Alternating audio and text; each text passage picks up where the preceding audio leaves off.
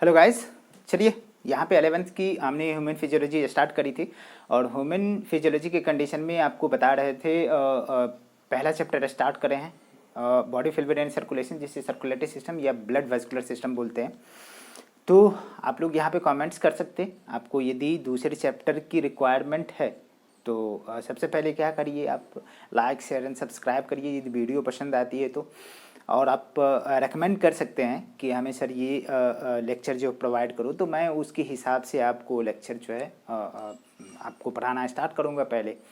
तो चलिए यहाँ पे अभी जो है blood body fluid and circulation, that mean circulatory system है। तो वहाँ पे हमने कहा था कि 3 चीज़ों को इंक्लूड करेंगे बॉडी फ्लूइड एंड सर्कुलेशन में। पहला चीज़ें था जो इसमें ब्लड वेसल्स के बारे में बात करेंगे, दूसरी चीज़ें ब्लड के बारे में, और तीसरी और आखिरी क्या, हार्ट के बारे में डिटेल डिस्क्रिप्शन, जो पंपिंग ऑर्गन है उसके बारे में बात करेंगे। तो चलिए थोड़ा थोड़ा ब्रीफ आइडिया हमने लिया था कि ब्लड वेसल्स में कौन कौन चीज़ को देखते हैं।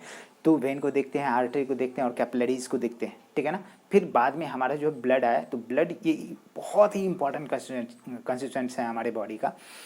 तो यहाँ पे जैसे ही बात करेंगे कि blood is a fluid connected tissues that is responsible for the carrying of everything, everything is carried out by the blood.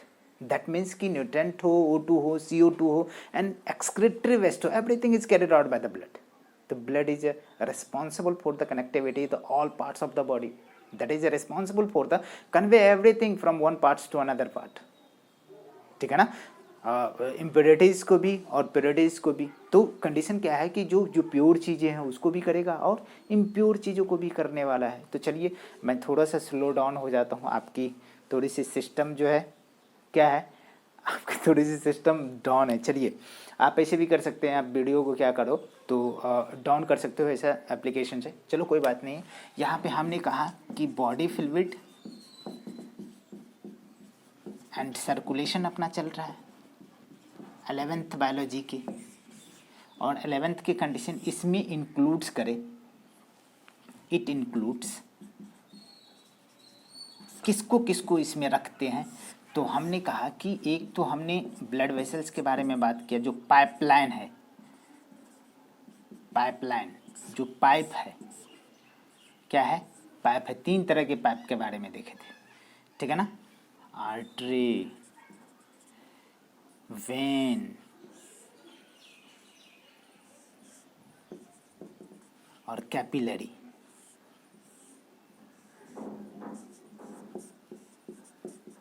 Capillary ये देखे थे, देख लिए, कैपिलरी को देखें। चलिए ये अपना हो गया, ब्रीफ देखना है, मतलब कि डिटेल देखनी है।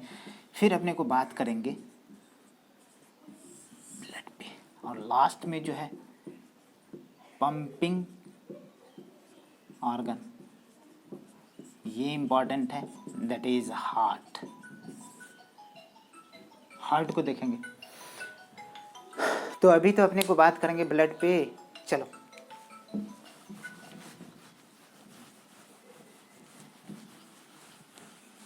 चलिए देखिए ब्लड क्या है। शॉर्ट में अभी ब्लड को भी करने वाले हैं, मतलब बिल्कुल शॉर्ट है। यहाँ पे सिर्फ इंट्रोडक्टरी पार्ट करेंगे, जो क्या क्या आप इससे ब्लड के टाइप जान सकते हैं, उसकी फंक्शंस जान सकते हैं, उसकी परसेंटेज जान सकते हैं, WBC की टाइप जान सकते हैं, तो कौन कौन है, क्या क्या है, अदर नेम क्या है। जैसे अपन बात करते हैं तो ब्लड में क्या होता है, वाटर कितना है, प्रोटीन कितना है, आयंस कितना है, ठीक है ना।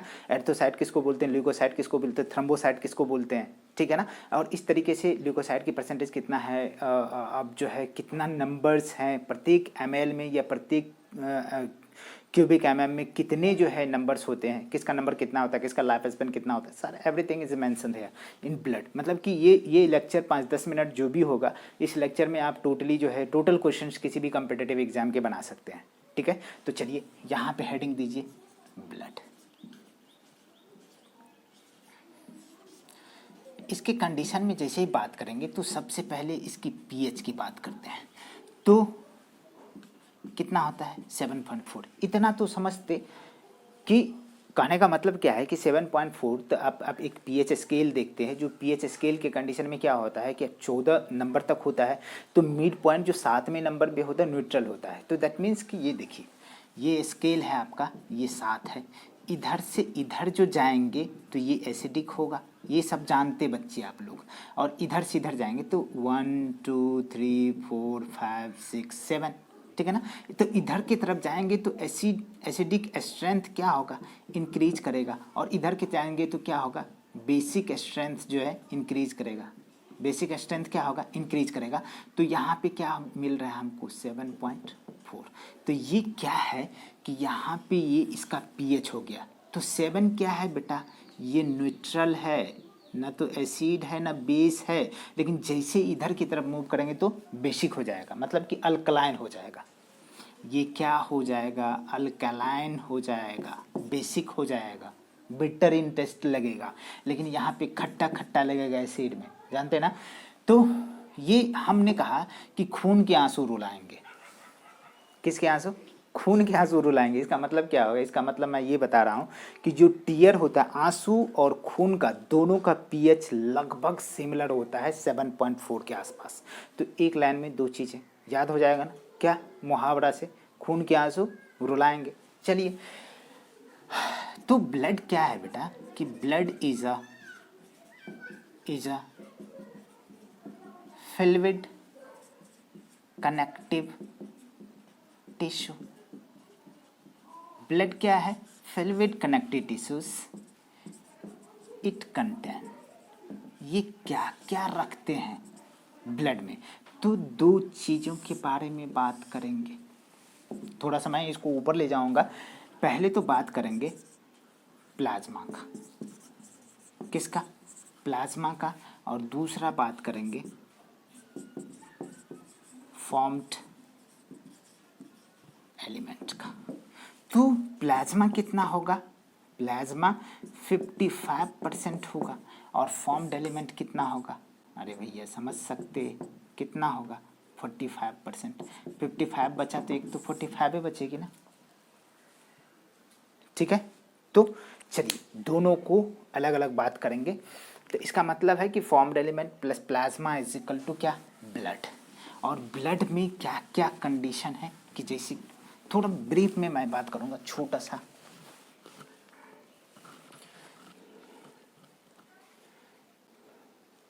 ठीक है, यहां पे चलिए,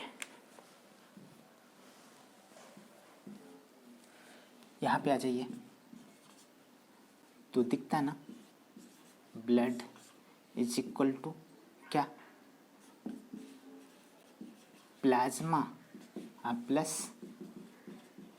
फॉर्म्ड एलिमेंट, ठीक है ना।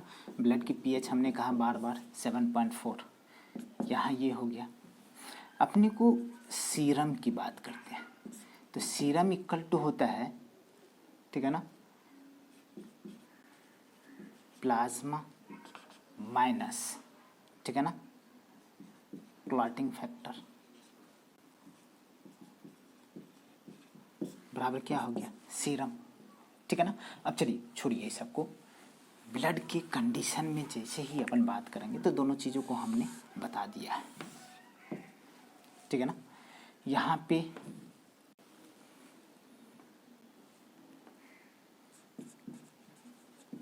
प्लाज्मा जो कितना है 55%, और प्लाज्मा में क्या क्या है बेटा, ये इम्पोर्टेंट है।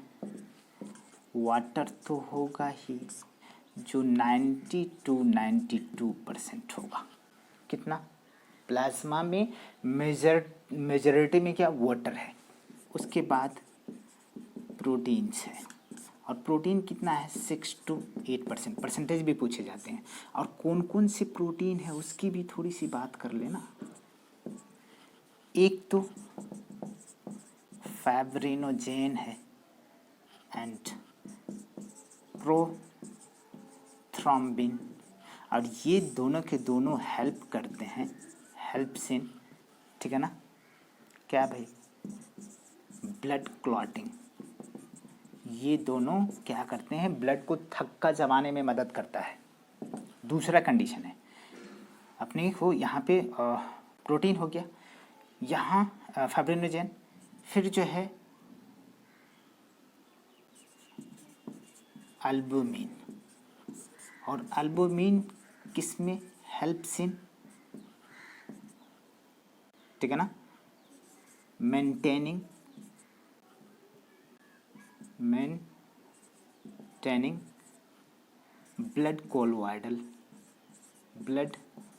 Colloidal osmotic pressure.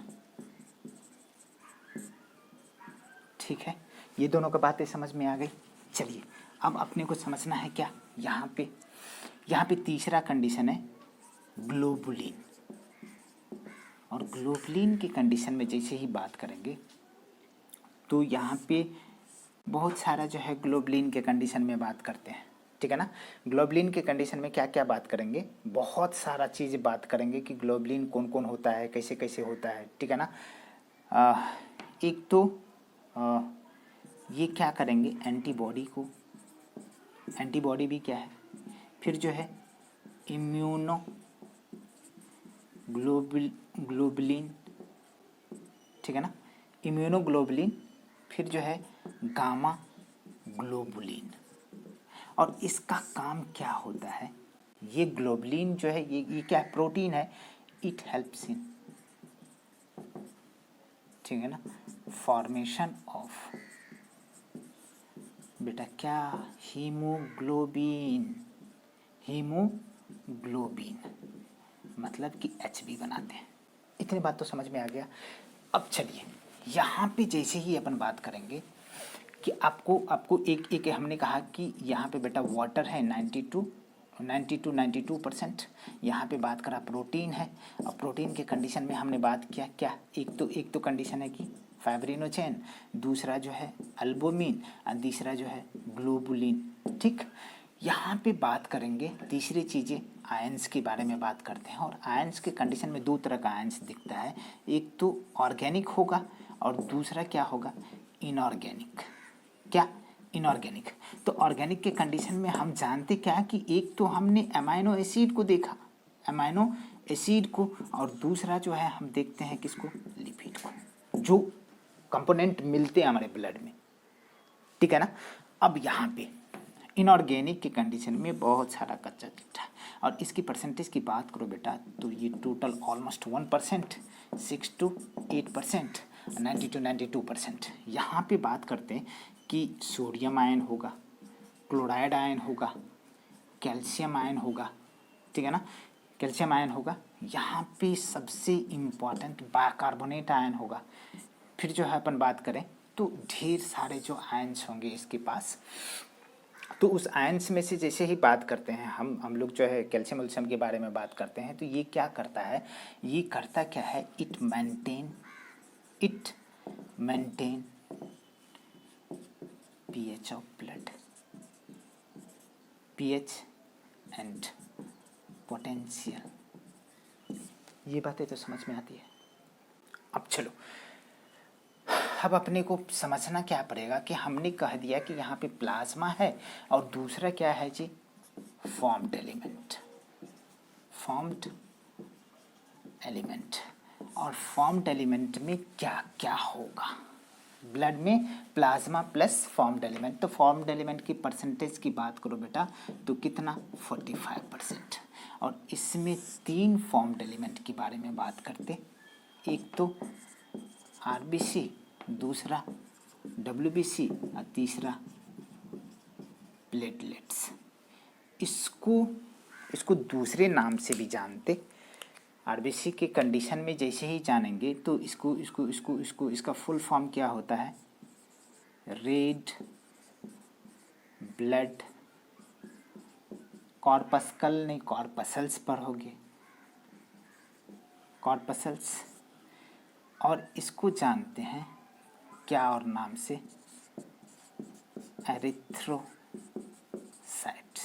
एरिथ्रो मतलब होता है रेड, और रेड क्यों होता है, ड्यू टू प्रेजेंस ऑफ क्या बेटा, हीमोग्लोबिन। एक प्रोटीन है जिसकी वजह से ये कैसा होता है, RBC रेड होता है।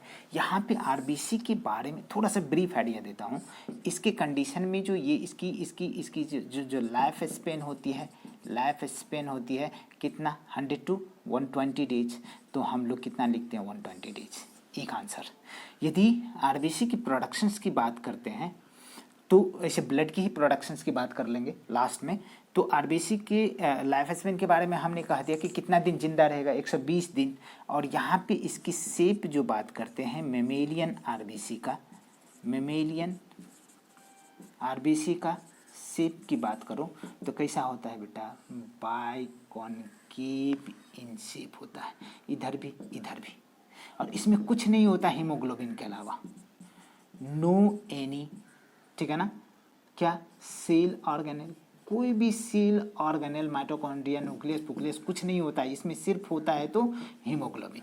इधर भी कनकेव इधर भी कनकेव। इसका शेप कैसा, इसका शेप कैसा, बाइकॉनकेव, बाइकॉनकेव, ठीक है। और इसके काम क्या, 3 चीज़ें हमने कहा कि इसके शेप हो गया, इसके जो लाइफ स्पेन हो गई, इसका काम, वर्क, फंक्शन की बात करते हैं। तो थोड़ा सा ऊपर चल के बताते हैं आपको, एक एक करके फिर से अपन डिटेल बात करेंगे इसकी थोड़ी सी फंक्शन।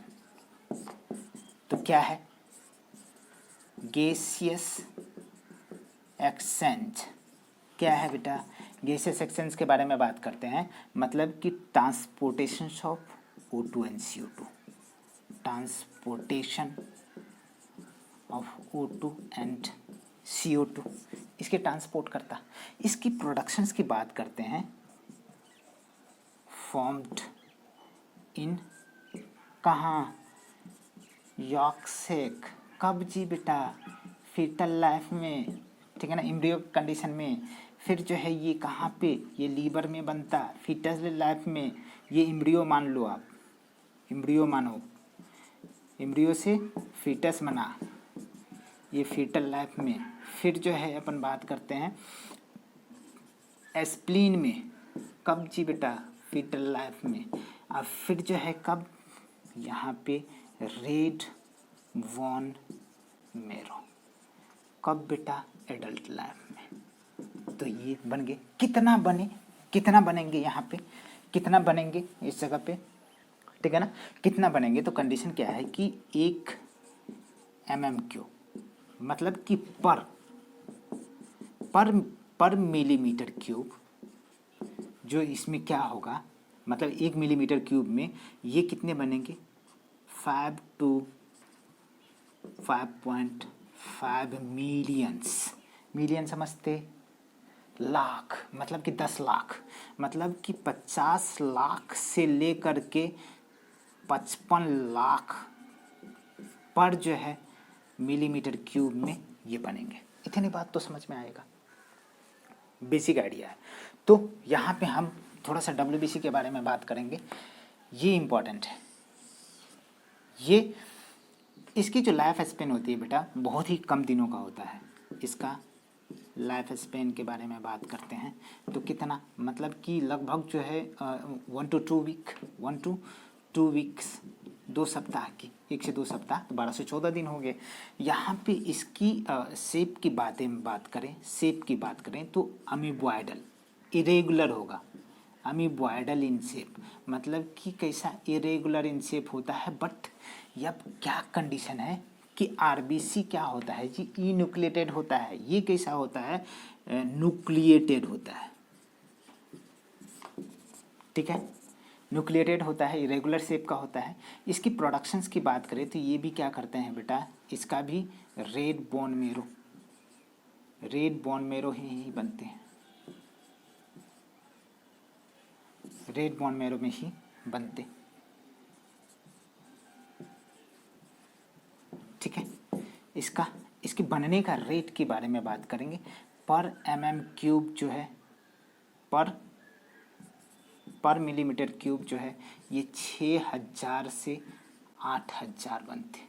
तो अपने को आरबीसी और डब्ल्यूबीसी में यदि रेशियो बोला जाए तो 600:1 के रेशियो बहुत इंपॉर्टेंट है, पूछे जाते हैं। कितने, 600:1, मतलब 600 आरबीसी बनते हैं तो 1 डब्ल्यूबीसी बनता है। तो यहाँ पे इसकी बात हो गई, डब्ल्यूबीसी लाइफ स्पेन की बात हो गई। इसमें जो है न्यूक्लिएटेड होता है, ये सारे के सारे लाइफ स्पेन सब की बात कर लिए। अब इसके टाइप्स के बारे में बहुत इंपॉर्टेंट, बहुत धांसू, इसके फंक्शन देख लो। तो फंक्शन क्या है, इट हेल्प्स इन डिफेंस। बोले तो आर्मी जिस तरह से हमारे बॉर्डर पे क्या करती है, हमारी रक्षा करती है, उसी तरह से हमारे ये बॉडी को क्या करती है, इम्यून सिस्टम को बिल्ड करने का काम करता है, हमें सुरक्षा प्रदान करता है by the production of antibody. ठीक है, अब कैसे होता है, किस तरीके से होता है, उसकी बात करेंगे अभी। ठीक है, यहाँ पे टैप्स की बात करते हैं तो ये दो तरह का होता है बेटा। कितने तरह का? दो तरह का। एक तो ग्रैनुलोसाइट होता है और दूसरा एक ग्रैनुलोसाइट होता है। मतलब कि कुछ ग्रेन्यूल्स वगैरह होगा। ए मीन्स क्या होता है? नॉट, मतलब यहाँ पे ग्रेन्यूल्स नहीं होगा, यहाँ पे ग्रेन्यूल्स नहीं होगा। तो एक कोड मैं जनरेट करता हूँ, बहुत इंपॉर्टेंट है, को याद रहेंगे ये टाइप्स, जल्दी बच्चे को याद नहीं रहता है। तो बहन जी समझते, बहन जी मतलब कि एक एग्जाम्पल देख लो, शहर में लड़कियां आती पढ़ने के लिए गांव घर से, तो क्या होता है कि वो एकदम समीज सूट में, ठीक है ना, तो बहन जी टाइप लगती है। लेकिन जब शहर में रहने लगती है तो जो है एकदम डिल डॉल, 2-3 महीने में उसके ड्रेस चेंज हो जाते हैं। ठीक है ना, तो मतलब कि सब कुछ चलाने लगती है, तो क्या बन गई? एमएलए बन गई। पहले कैसी थी? बहन जी। अब क्या हो गई? अब ये बहन जी क्या बन गई? एमएलए। मतलब कि ये जो है एक ग्रेनुलोसाइट हो गया और यहाँ पे मोनोसाइट और लिम्फोसाइट होगा। याद रहेगा, ये बेंजी कहने का मतलब हो गया कि यहाँ पे होगा बेसोफिल, इयोसिनोफिल और तीसरा जो है न्यूट्रोफिल। ठीक है ना, जी बोले तो ग्रेनुलोसाइट, जी बोले तो ग्रेनुलोसाइट। तो पहले लड़कियां क्या थी? बहन जी। अब बन गई क्या? एमएलए। ठीक है ना, एमएलए बोले तो इसका मतलब है कि ये 3 टाइप का होता है। कितने तरह का? 3 तरह का। यहाँ पे याद रखोगे, बैन और जी तो हो ही गया, बैन जी मतलब बेसोफिल, इयोसिनोफिल, एसिनोफिल जिसको बोलते हैं, एसिनोफिल, इयोसिनोफिल्स और तीसरा जो है न्यूट्रोफिल्स। अब देखो बेटा, सबसे ज़्यादा ये होते हैं, ठीक है ना, और यहाँ पे 2 एम और एल, मतलब कि मोनोसाइट और क्या? लिम्फोसाइट। क्या? लिम्फोसाइट। परसेंटेज देखो, यहाँ पे थोड़ी सी परसेंटेज की बात करेंगे, थोड़ा सा न्यूक्लियस की भी बात कर लेंगे। तो जनरली जो है बेसोफिल्स के कंडीशन में जो होता है आपका, मतलब कि इसके कंडीशन में बेसोफिल्स में बात करो तो बेसोफिल्स का शेप साइज के कंडीशन में हमने कहा था कि क्या क्या हो सकता है, कैसे कैसे हो सकता है। तो इसकी जो न्यूक्लियस होता है, सबके न्यूक्लियस की कंडीशन में बात करेंगे तो इसकी न्यूक्लियस जो है मतलब कि 3 लोब्ड के होते हैं। लेकिन कंडीशन कैसा है, किस तरीके का होगा, तो ट्राई लोब्ड होगा। और उस लोब्ड को मैं अभी बना देता, ये देखिए एक लोब हो गया, दूसरी लोब यहाँ पे बना देता हूँ, तीसरी लोब ये ट्राई लोब्ड इसकी न्यूक्लियस हो गया। और यहाँ पे इसकी न्यूक्लियस के बारे में बात करूँ इयोसिनोफिल्स के कंडीशन में, तो जनरली ये बायलोब्ड होता है। कैसा हो गया? बायलोब्ड। न्यूक्लियस, ये सेल हो गया, इसमें न्यूक्लियस, ठीक है ना, ग्रेनुलोसाइट, ग्रेन्यूल्स है। यहाँ न्यूट्रोफिल्स में 3 से 5 लोब के क्या होते हैं? न्यूक्लियस होता है। तो कंडीशन क्या है कि ये सेल है आपका, अब देखते जाइए,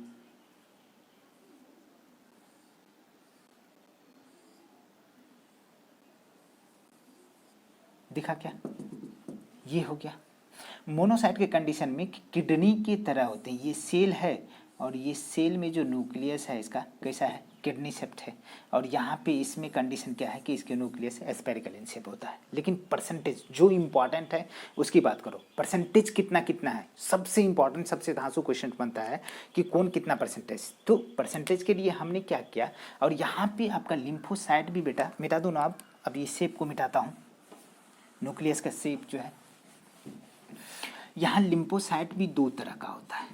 क्या? बी लिम्फोसाइट और टी लिम्फोसाइट। और टी लिम्फोसाइट भी ढेर तरह के होते हैं, ढेर सारा, मतलब कि टी साइटोटॉक्सिक सेल, ठीक है ना, टी हेल्पर सेल और टी नेचुरल किलर सेल, ये भी टाइप है। ये सारे के सारे क्या करते हैं कि ये हेल्प करते हैं, helps in antibody formations, helps in formation of antibody, ठीक है ना, और ये एंटीबॉडी बनाने में मदद करता है, ठीक है ना। यहाँ पे कंडीशन है कौन कितना परसेंटेज, तो ये 0.5 से लेकर के 1% का होता है, ये 2 से 3%, ये 6 to 8%, ये जो है सॉरी मैं सीक्वेंस बना देता हूँ, ठीक है ना, इसकी सीक्वेंस बनाता हूँ। बेईमान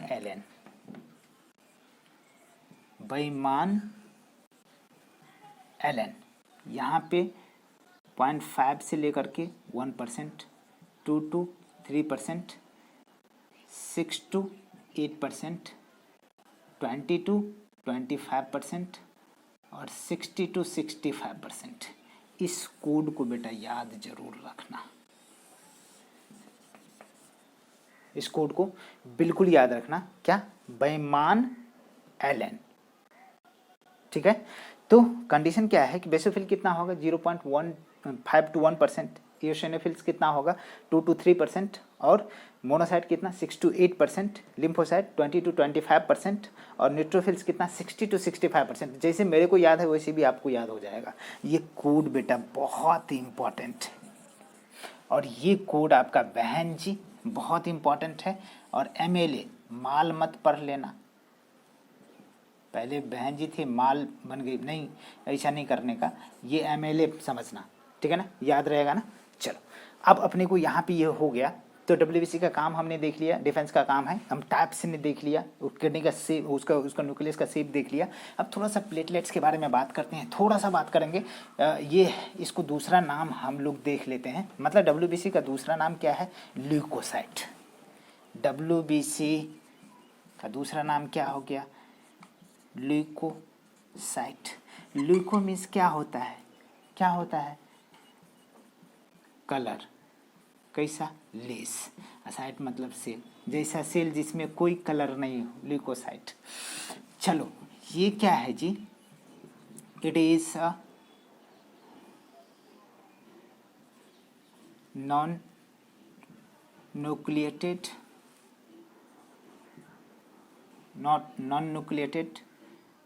फ्रैगमेंट्स ऑफ सेल। सेल का ये फ्रैगमेंट है, दैट मीन्स कि it is not a true cell, it is not a true cell, ये ट्रू सेल नहीं, सेल फ्रैगमेंट्स है। और ये मदद कितना करते हैं, it helps in blood clotting, blood को थक्का जमाने में मदद करता है, बहुत इंपॉर्टेंट। इसका दूसरा नाम है थ्रोम्बोसाइट, क्या नाम है, थ्रोम्बोसाइट, बहुत इंपॉर्टेंट, ठीक है ना। बट कंडीशन क्या है कि बेटा जैसे ही अपन बात करेंगे कि इसकी प्रोडक्शंस ये कहाँ होता है, megakaryocytes of the bone marrow cells, it forms in, ठीक है ना। प्लेटलेट्स के बारे में, it is formed in megakaryocyte of bone marrow, ठीक है ना। ये पॉइंट एक हो गया। एक जो अपने वो बात करते हैं, ये बनते कितना है, किस रेट में, तो बनते कितना है मतलब कि ये पर जो है, पर मिलीमीटर क्यूब में कितना बनता है, साढ़े मतलब कि 1.5 लाख से 1.5 लाख टू लाख लिखिए टू 3.5 लाख, इतना बनते हैं पर मिलीमीटर क्यूब में।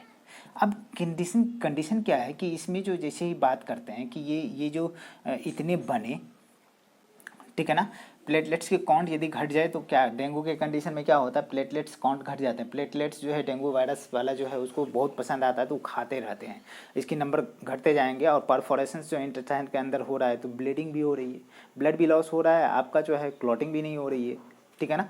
कंडीशन क्या होगा कि बस निपट जाते हैं इंसान। तो प्लेटलेट्स के कंडीशन में जैसे ही बात करेंगे तो ये कहाँ बन के ये इतने हो गए, ठीक है ना। और थ्रम्बोसाइट के कंडीशन में जैसे ही आपको बात करें तो ब्लड क्लॉटिंग हो ही गई। अब यहाँ पे बात करते हैं कि हाँ हो गया ऑलमोस्ट, अपन बात कर लिए हैं। इसकी लाइफ स्पेन की बात करो, लाइफ स्पेन की बात करो तो ये 13 से लेकर के 20 दिन तक इसका लाइफ स्पेन होता है। इतनी बात तो समझ में आ गई, बेसिक बातें समझ में आई, बहुत इंपॉर्टेंट, बहुत धांसू है। चलिए ठीक है ना, हो गई ना, ठीक है।